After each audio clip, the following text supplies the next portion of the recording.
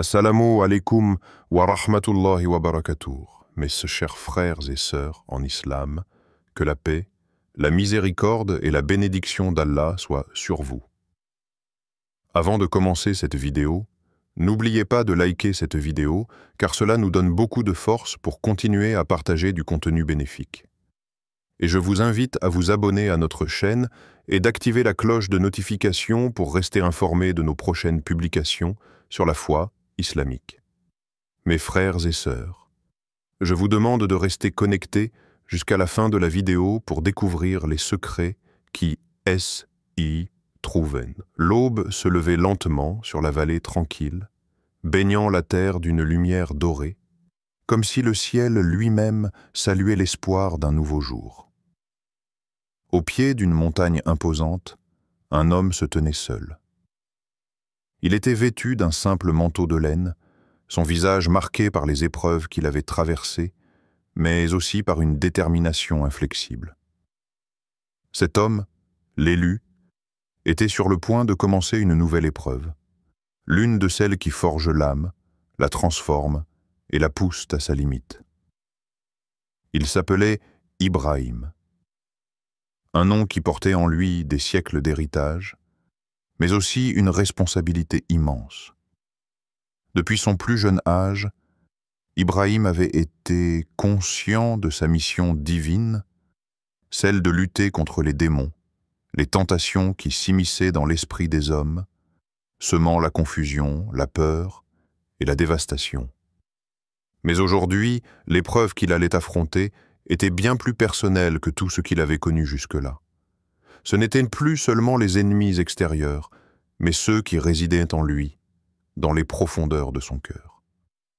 Les démons qu'il affrontait n'étaient pas des créatures monstrueuses aux formes hideuses, ni des ennemis armés prêts à le faire tomber.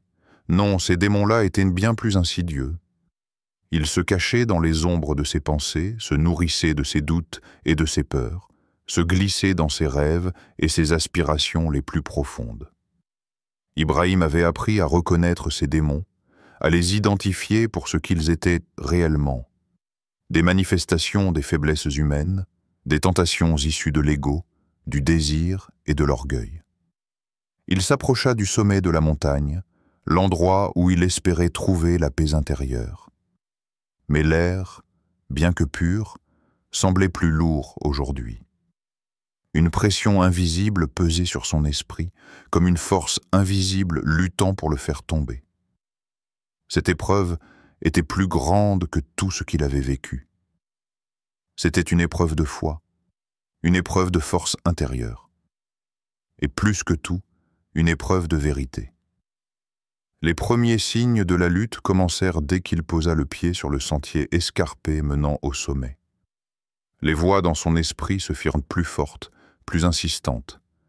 Elles étaient familières, des murmures presque inaudibles, mais qui résonnaient en lui comme des vérités anciennes. La tentation de se détourner du chemin était omniprésente. C'était la voix du doute qui susurrait à son oreille. N'as-tu pas assez souffert? Pourquoi persister? C'était la voix de la paresse, de l'orgueil. Tu as prouvé ta valeur. Il est temps d'abandonner cette quête inutile.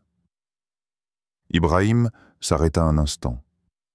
Il ferma les yeux, prit une grande inspiration et se souvint des paroles de son maître, un sage qui l'avait guidé durant sa jeunesse. Les démons ne sont pas dans ce que l'on voit, mais dans ce que l'on ressent.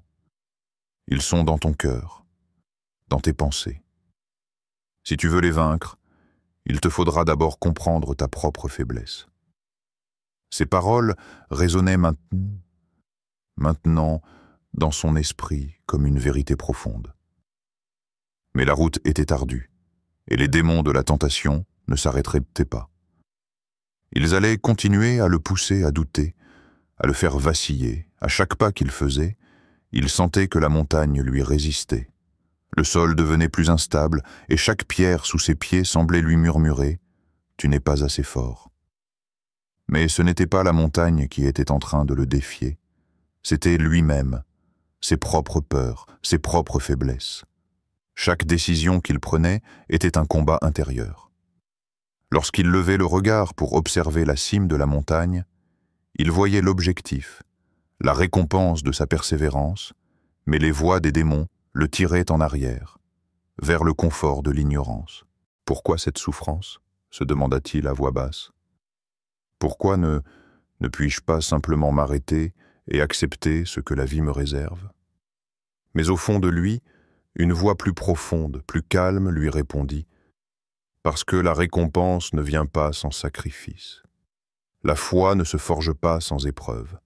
La paix intérieure se conquiert dans la lutte. » Soudain, un vent glacial souffla, emportant avec lui les pensées de doute. Le vent semblait être une sorte de purification, un rappel que la lutte ne faisait que commencer. Il s'arrêta un moment, se laissant emporter par le vent, sentant son corps se renforcer à chaque instant, même si sa tête semblait tourner. C'était la tentation de la faiblesse, mais il n'était pas seul. Une force invisible semblait le soutenir, l'encourageant à continuer. Ibrahim se remit en marche, ses pas devenant plus décidés à chaque avancée. Chaque fois qu'il entendait les murmures des démons, il les affrontait avec une prière silencieuse. « Seigneur, fortifie mon cœur, guide mes pas, donne-moi la force de persévérer. » Au fur et à mesure qu'il montait, il comprenait que cette épreuve n'était pas seulement un test de sa foi, mais aussi une occasion de se découvrir lui-même. Chaque démon qu'il combattait était une facette de lui-même qu'il devait affronter et dépasser.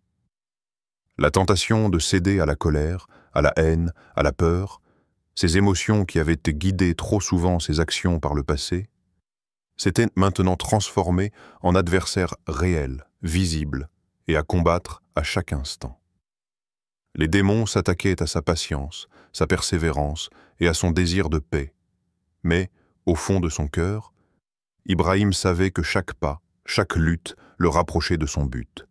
« La récompense d'Allah est proche », se répéta-t-il, comme un mantra, pour apaiser son esprit et raviver sa foi. Alors que le sommet de la montagne se profilait enfin à l'horizon, une grande fatigue s'empara de lui. Mais au lieu de céder à l'épuisement, Ibrahim sentit une force nouvelle s'éveiller en lui. C'était le feu de la conviction, alimenté par la certitude que cette épreuve n'était pas en vain.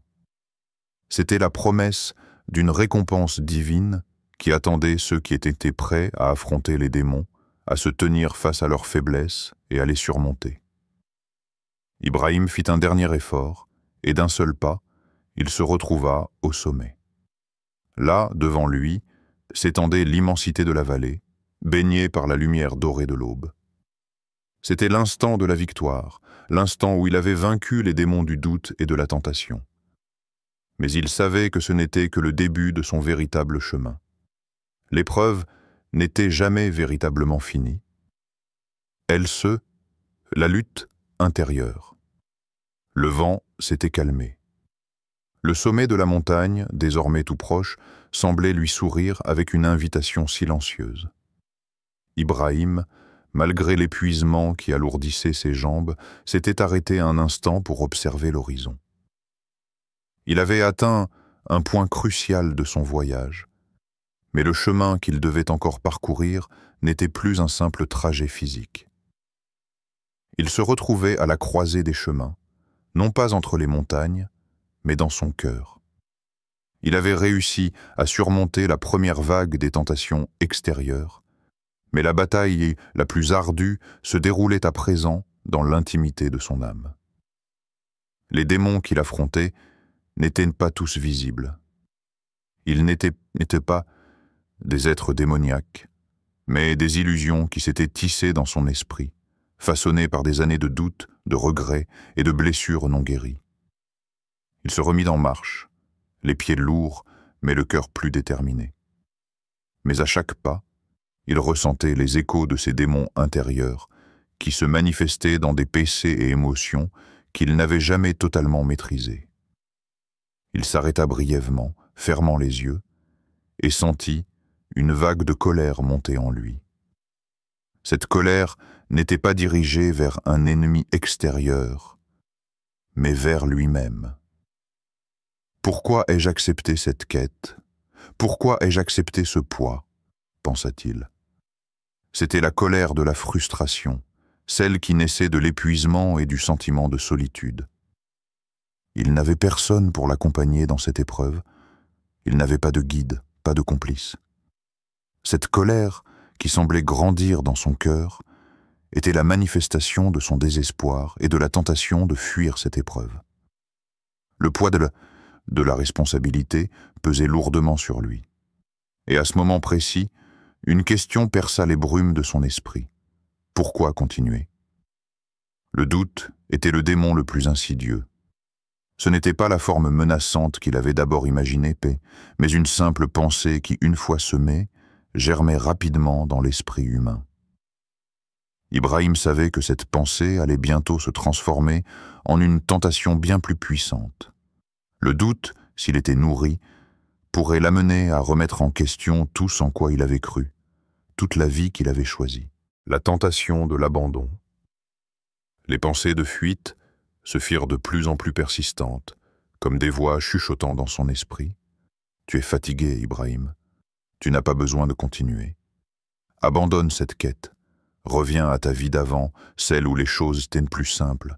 Ne cherche pas à affronter la souffrance. » Ibrahim s'arrêta de nouveau, fermant les yeux un instant. Il s'assit sur une pierre et posa ses mains sur ses genoux. Sa respiration était profonde, son cœur battait vite. La tentation de se détourner était grande. Combien de fois avait-il pensé que ce chemin était trop ardu, trop solitaire? Mais à chaque fois, il entendait au fond de lui cette voix qui lui disait « La vraie récompense ne vient pas sans épreuve. » La solitude était une autre forme de démon qu'il devait affronter. Depuis le début de cette quête, Ibrahim n'avait pas croisé une seule âme. Il avait eu des compagnons dans le passé, mais le destin, ou peut-être Allah lui-même, l'avait guidé sur ce chemin solitaire. La solitude, la séparation des autres, semblait être l'un des plus grands défis. Chaque nuit, quand il s'allongeait seul sous un ciel étoilé, la distance entre lui et le monde devenait encore plus palpable. Les rires, les voix, les vies des autres semblaient ainsi lointains comme un autre monde. Et ses pensées le tourmentaient. Si je n'avais pas pris cette route, peut-être que je serais heureux. Peut-être que je trouverais l'amour et la paix au milieu des autres. Et pourtant, dans cette solitude, quelque chose d'étrange se passait. Il sentait une présence. Une force invisible semblait l'accompagner, comme une lumière douce dans l'obscurité. C'était la présence de sa foi, qui, même dans les moments de doute, persistait. L'épreuve intérieure n'était pas simplement une épreuve de résistance physique, mais une épreuve de foi pure. Ibrahim devait apprendre à surmonter la tentation d'abandonner, à surmonter la tentation de se replier sur lui-même. La colère contre l'injustice. Au fur et à mesure que les jours passaient, les démons intérieurs d'Ibrahim prenaient une forme plus complexe. La colère, ce feu brûlant qui était en lui, se dirigeait désormais vers des injustices passées, des blessures non cicatrisées. Pourquoi avais-je été abandonné par ceux qui devaient me protéger? Pourquoi mes souffrances avaient-elles été ignorées? Pourquoi la vie m'avait-elle infligé tant de douleurs?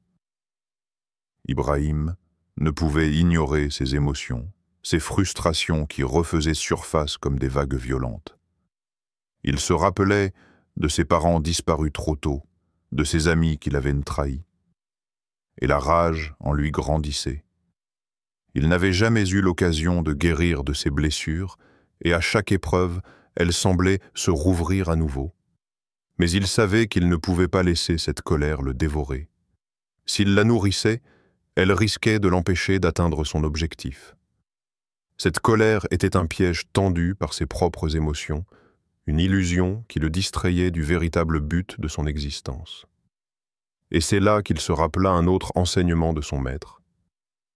La colère est un feu qui consume l'homme de l'intérieur. Ne la laisse pas prendre racine en toi.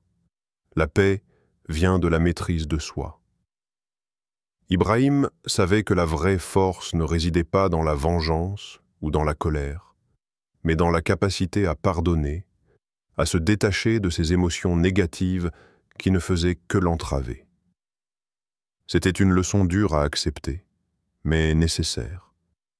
Il ferma les yeux et se força à lâcher prise, à libérer sa colère. Il se concentra sur sa respiration, sur le calme intérieur, cherchant à apaiser les tourments de son âme, la foi comme ancrage. Alors qu'il progressait encore, une question le traversa. Et si tout cela n'avait aucun sens?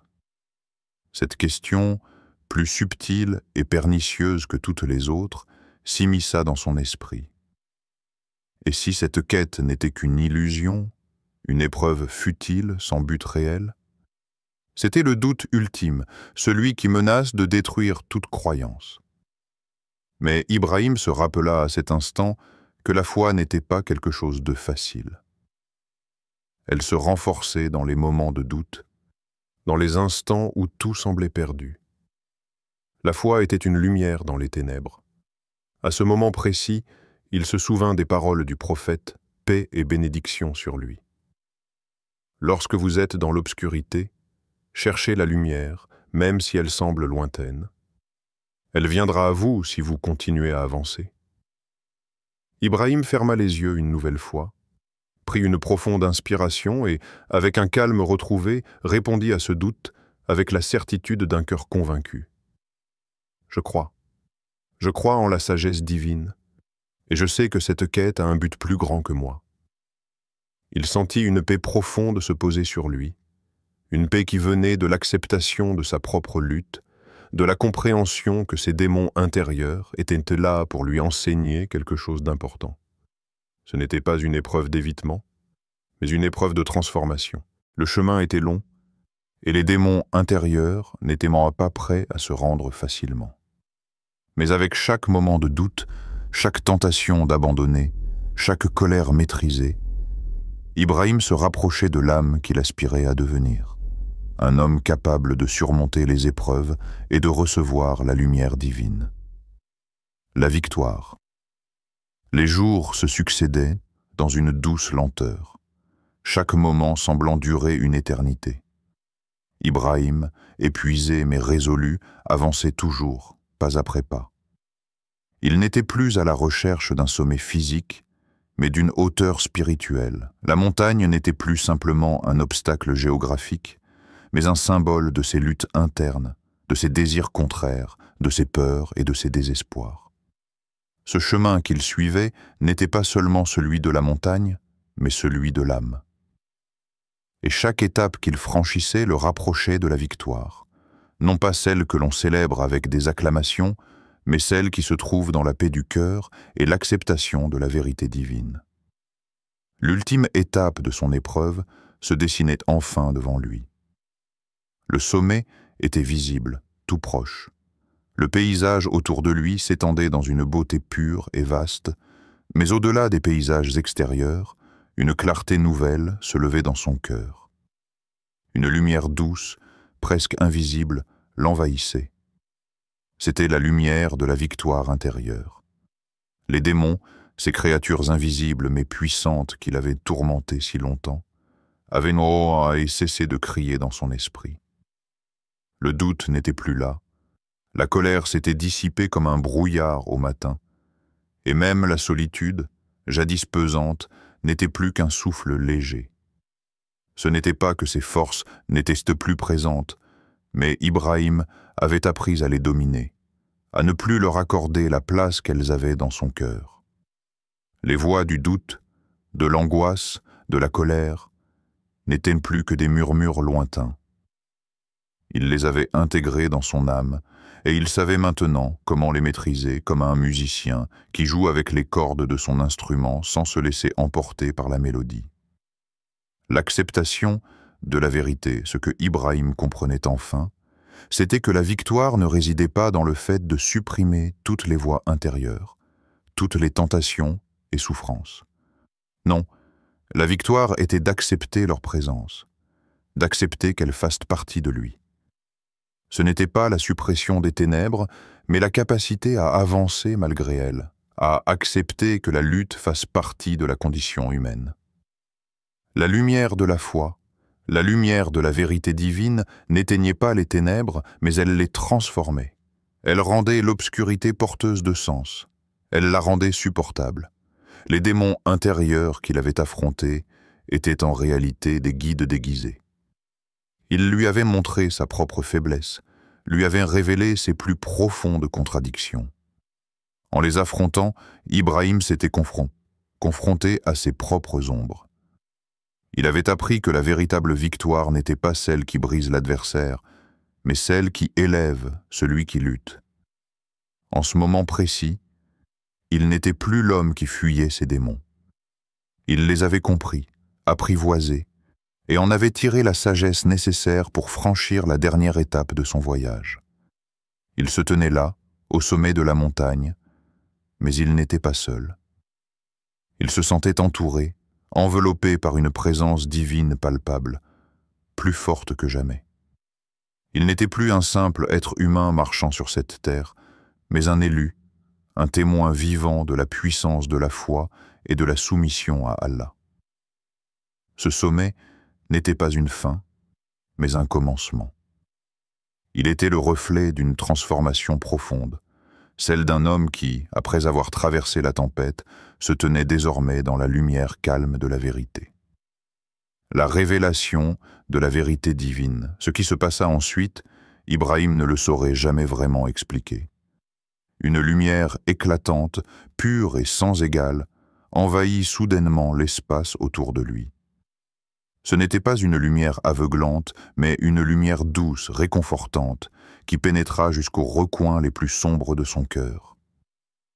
À cet instant précis, tout devint clair.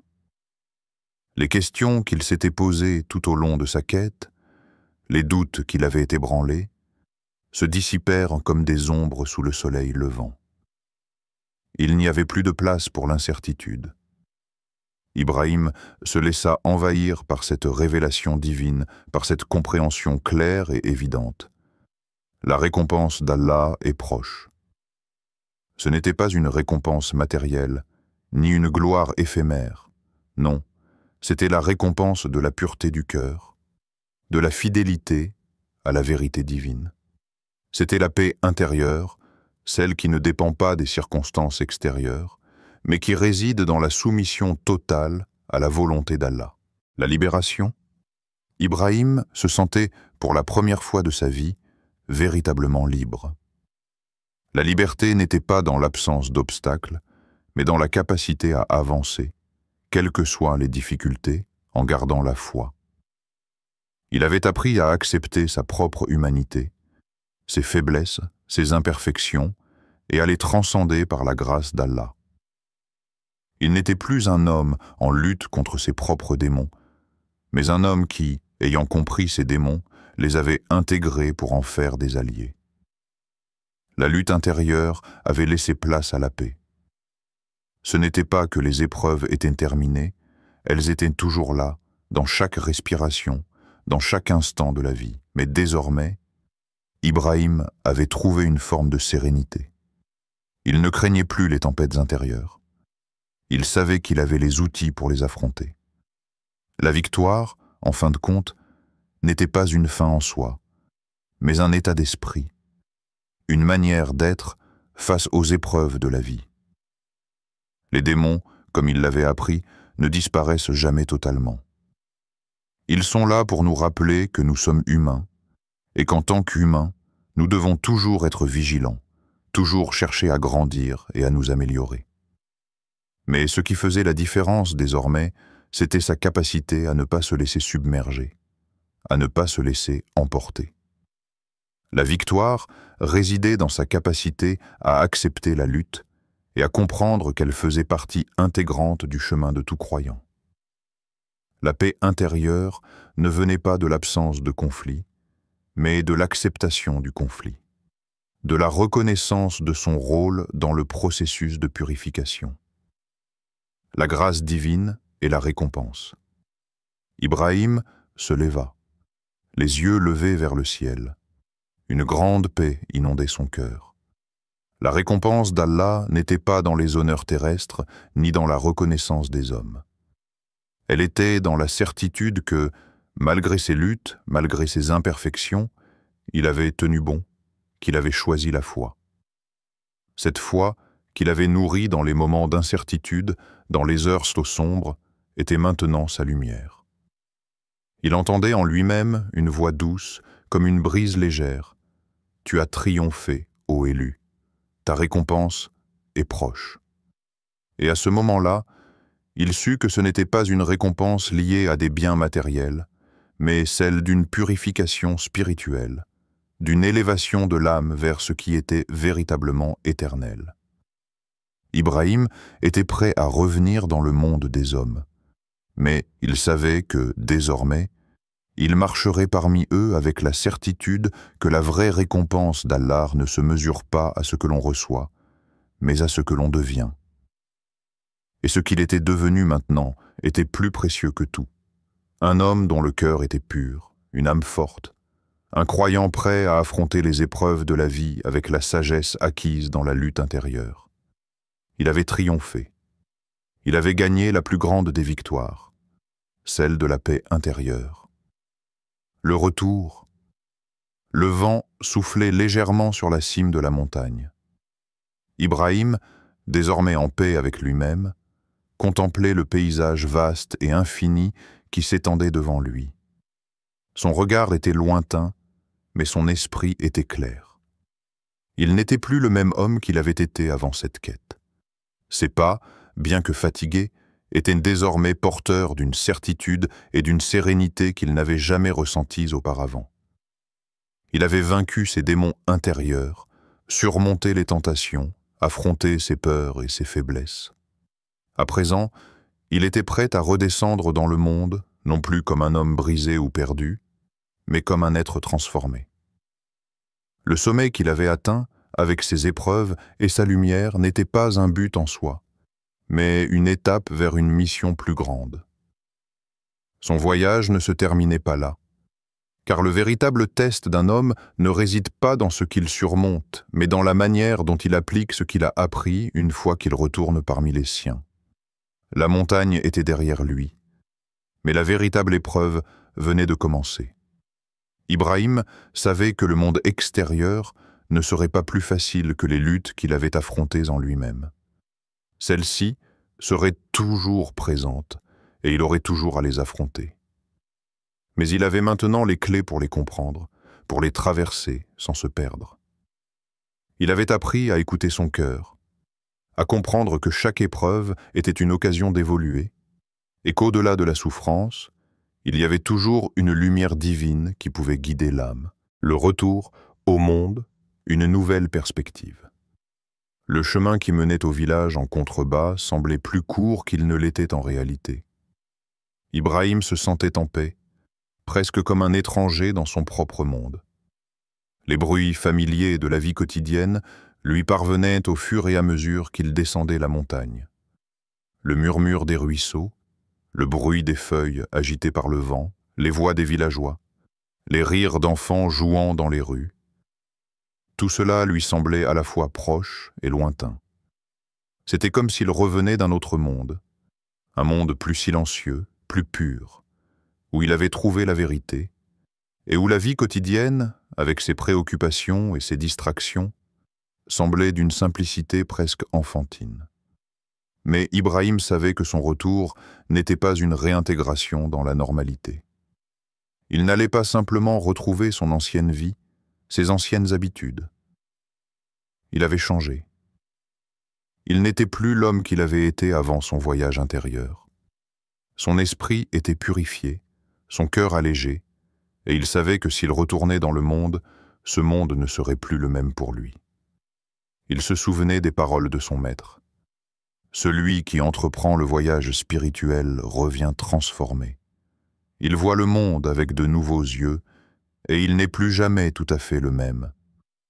Ibrahim savait désormais que ces mots n'étaient pas des paroles vaines, mais une vérité fondamentale.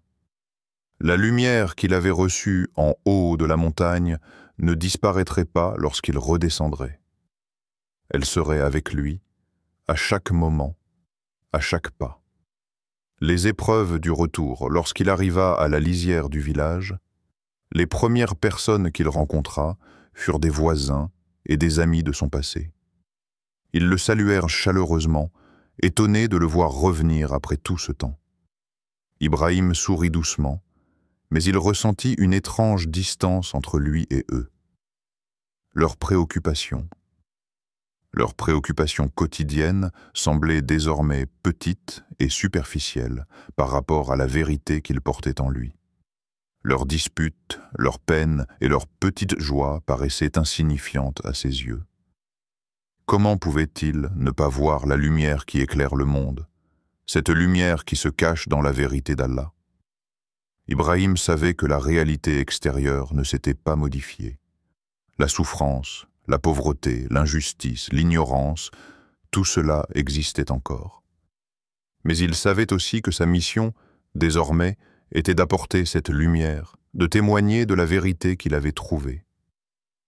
Son retour ne devait pas être un retour au confort, mais un retour dans l'action. Il devait être un guide pour ceux qui, comme lui, cherchaient la vérité, mais étaient prisonniers de leurs démons intérieurs, de leurs illusions et de leurs désirs.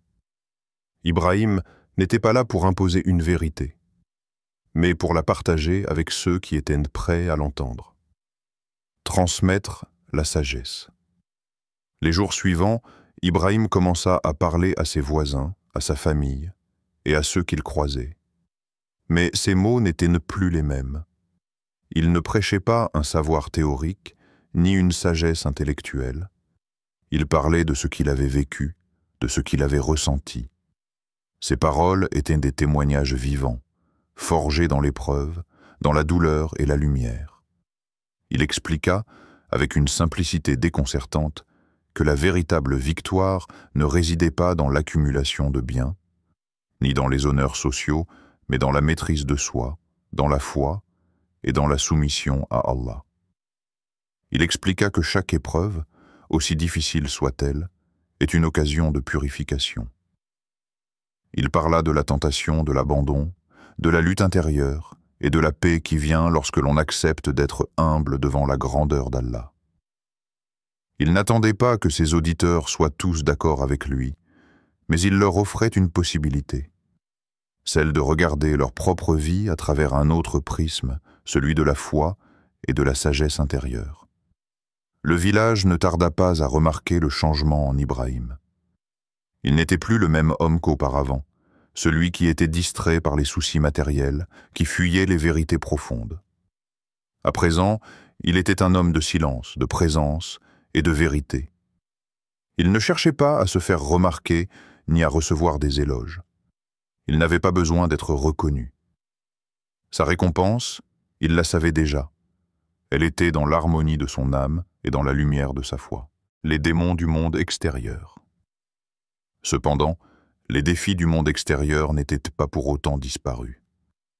Ibrahim rencontra des personnes qui, comme lui, étaient en quête de vérité, mais aussi d'autres qui restaient enfermés à tout ce qu'il avait appris. Certains de ses anciens amis, ceux qui étaient restés dans la superficialité des plaisirs mondains, ne comprenaient pas ce qu'il était devenu. Ils l'accusaient d'avoir perdu le contact avec la réalité, d'avoir abandonné les joies de la vie.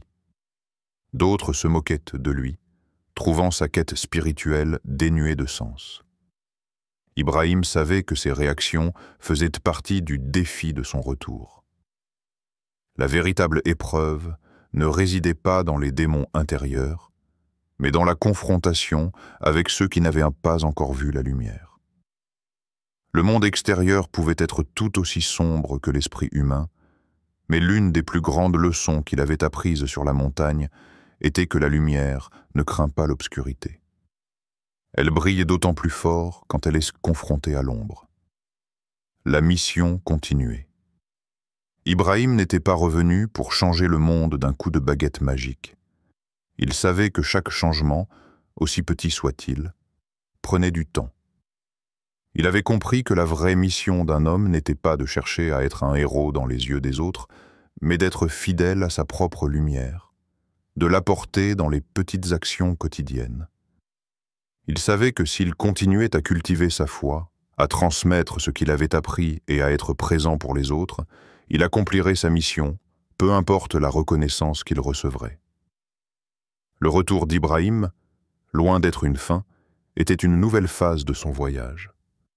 Ce n'était pas un retour à l'ancienne vie, mais une manière d'incarner ce qu'il avait découvert, la lumière d'Allah, la sérénité de l'âme et la vérité intemporelle qui guide tous ceux qui la recherchent.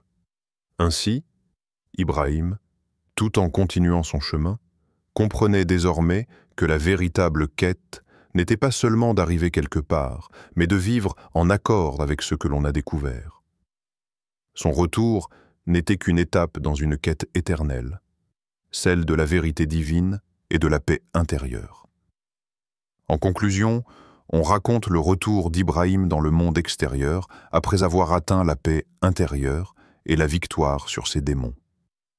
Son retour n'est pas une réintégration dans son ancienne vie, mais une transformation qui l'amène à transmettre sa sagesse et sa lumière aux autres, tout en restant fidèle à sa mission spirituelle.